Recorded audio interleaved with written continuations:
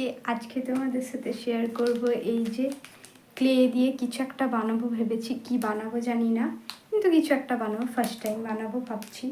কেমন কি হয় সেটাই তোমাদের সাথে শেয়ার করবো। তো ফ্যানের আওয়াজ হচ্ছে, কিছু করার নেই, কারণ গরম প্রচণ্ড পরিমাণে করছে, ফ্যান ছাড়া থাকতে পারছি না। আর ক্লের কাজ করব বলেছিলাম, নিয়ে বসে গিয়েছি। তো দেখো এই হলো, এই যে সব যা যা লাগবে সব নিয়ে বসে গিয়েছি। তো চলো, আমি আগেই খুলে দিয়েছি।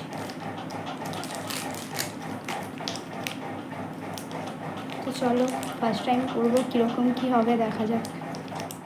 তো দেখো এখানে রেজিন আর হার্ডিনার দুটোই নিয়ে নিয়েছি। তো প্যাকেটটা আমার খুলতেই অর্ধেক টাইম পেরিয়ে গেছে, ভালো করে প্যাকেটটা খুলতেই পারছিলাম না, যেমন তেমন করে খুলেছি। তারপর দুটোকে একসাথে মিক্স করেছি, পুরো সমানভাবে নিয়েছি। দুটোই একই পরিমাপে নিয়েছি, কারণ দুটো একই পরিমাপে নিতে হয় শুনেছি। কি হয় একই পরিমাপে না নিলে সেটা আমি জানি না, কিন্তু একই পরিমাণে নেওয়ার কথা শুনেছি, দেখেছি ভিডিওতে, তাই একই পরিমাপে নিলাম। কোনো একটুও কম বেশি নিইনি, পুরো সেম নিয়েছি। তারপর দুটোকে ভালোভাবে মিক্স করে নিচ্ছি, ভালোভাবে চটকে মিক্স করছি, দেখতেই পাচ্ছ এখানে।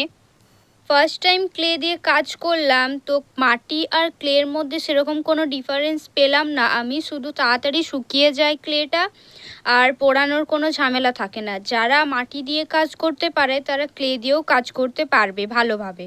আর তোমরা অনেকেই ভাবছো তো যে আমি কি বানাচ্ছি, প্রথমে তো দেখে বুঝতেই পেরে গেছো যে আমি কি বানাতে চলেছি, তাও আমি আর একবার বলে দিচ্ছি। তো জগন্নাথ দেবের মুখশ্রী এঁকে একটা জুয়েলারি বানিয়েছি। যেহেতু এটা রথের দিন করেছি কাজটা, ওই জন্যই ভাবলাম প্রথমবার যখন ক্লে দিয়ে কাজটা করছি কি বানাবো কি না বানাবো, তাই ভেবেই খুঁজে পাচ্ছিলাম না।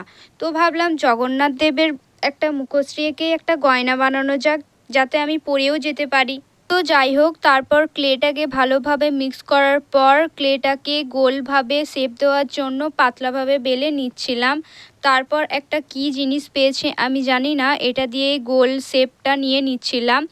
তো তারপর আর কি আমি গোলভাবে কেটে নিয়েছিলাম, কিন্তু সেটাতেও আমার ভালো লাগেনি, তো সাইজ মতন নিয়েছিলাম। তারপর ওটাকে ভেঙে আবার গোলভাবে নিজের হাতে দিয়েই করেছি।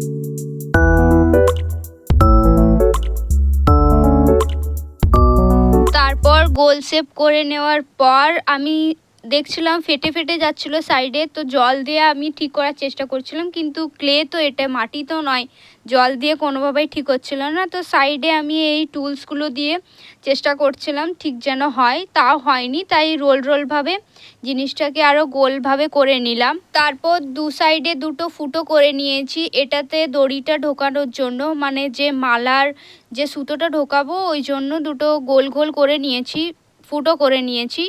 তারপর সেম প্রসেসে এই কানের দুটোও বানিয়ে নিয়েছি।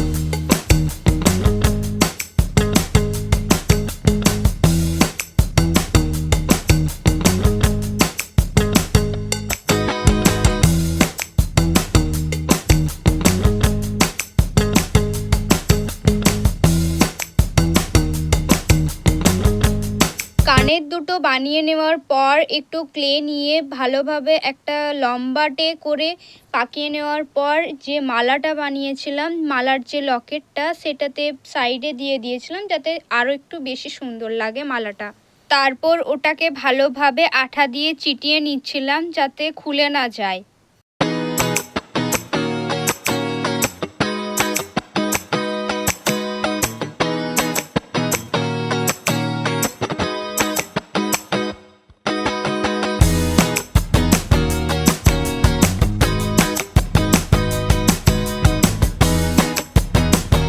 তারপর দেখো এখানে আমি কানের জন্য ছোট ছোট দুটো পিন কেটে নিয়ে চলে এসেছিলাম, কারণ আমার কাছে কানের কোনো পিন ছিল না, তাই জন্য আমি তার দিয়েই কাজ চালিয়েছি।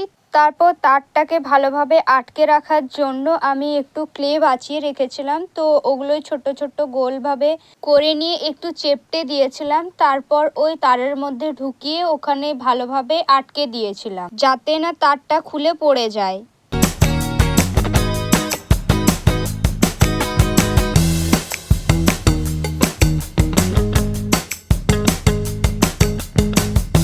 আপাতত এতটুকুই কাজ করতে পেরেছি। তো জটিল তো আছে, হ্যাঁ খুব জটিল তা না। তো কাজটা আমি রথের আগের দিন রাত্রে নিয়ে বসেছিলাম, তাই এটা শোকাতে তো টাইম লাগবে, তাই রাতটুকু একটু রেখে দিয়েছিলাম। তারপর সকালে আবার কালার করতে বসে যাই। তো তারপর আমি প্রথমে পেন্সিল দিয়ে ভালোভাবে এঁকে নিয়েছিলাম, তারপর ব্ল্যাক কালার দিয়ে প্রথমে কাজটা শুরু করি, তারপর বাকি কালারগুলো এক এক করে করতে থাকি।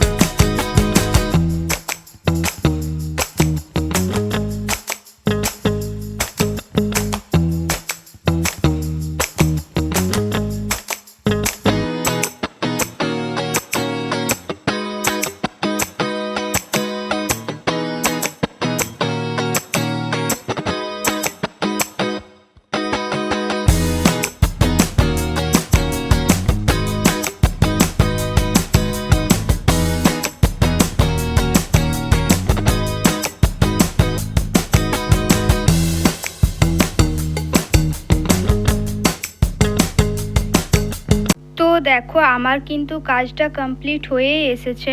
তারপর দেখো এখানে আমি একটা ব্রেসলেট নিয়ে নিয়েছি, সেটার পুঁতিগুলো বার করেই আমি লাগাবো, কারণ আমার কাছে কোনো সেই মুহূর্তে পুঁতি ছিল না, তাই আমি সেটাকে কেটেই, যেহেতু সেটা ব্যবহার হয় না এখন, তাই সেটাকেই কাজে লাগিয়ে নিলাম। তারপর দেখো দু সাইডে যে দুটো ফুটো করেছিলাম, সে দুটো ফুটো আমার আবার সমানভাবে হয়নি, ওপরে নিচে হয়ে গেছিলো। সে যাই হোক, সেরকম কোনো প্রবলেম হয়নি, তাও যদি সোজা সোজা হতো আরও ভালো হতো। তো উল দিয়ে আমি করেছি, আমার কাছে সেই মুহূর্তে টলি সুতো থাকেনি, তাই আমি উল দিয়েই করেছি। তারপর পুঁতিগুলো লাগিয়ে নিয়েছিলাম, এখানে ভিডিওতে হয়তো দুটো লাগিয়েছি, তারপর আমি চারটে লাগিয়েছিলাম, আরও দুটো লাগিয়েছি। তো দেখো মালা আর কানের পুরো কমপ্লিট। তারপর ওটা পরেই চলে গিয়েছিলাম মন্দিরে পুজো দেওয়ার জন্য, কারণ তোমাদেরকে তো বললামই সেদিন ছিল রথযাত্রা, তাই চলে গিয়েছিলাম মন্দিরে পুজো দেওয়ার জন্য।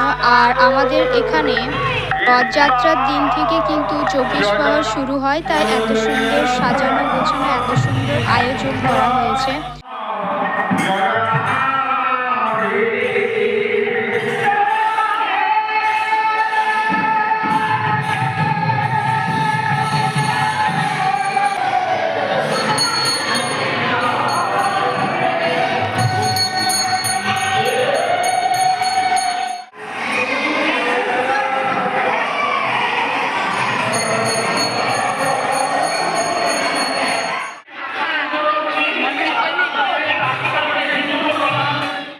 এখানে দেখো মন্দিরের সামনে যে রাধাকৃষ্ণ আর সখীরা নাচ করছে, এটা দেখে আমার খুব ভালো লাগে, তাই তোমাদের সাথেও শেয়ার করলাম। আর সেদিন কিন্তু পুরী থেকে এক মহারাজা আসেন, পুরী থেকেই মনে হয়, ঠিক জানি না, তো যাই হোক তিনি কিন্তু আমাদের এই মন্দির পরিদর্শন করতে এসেছিলেন।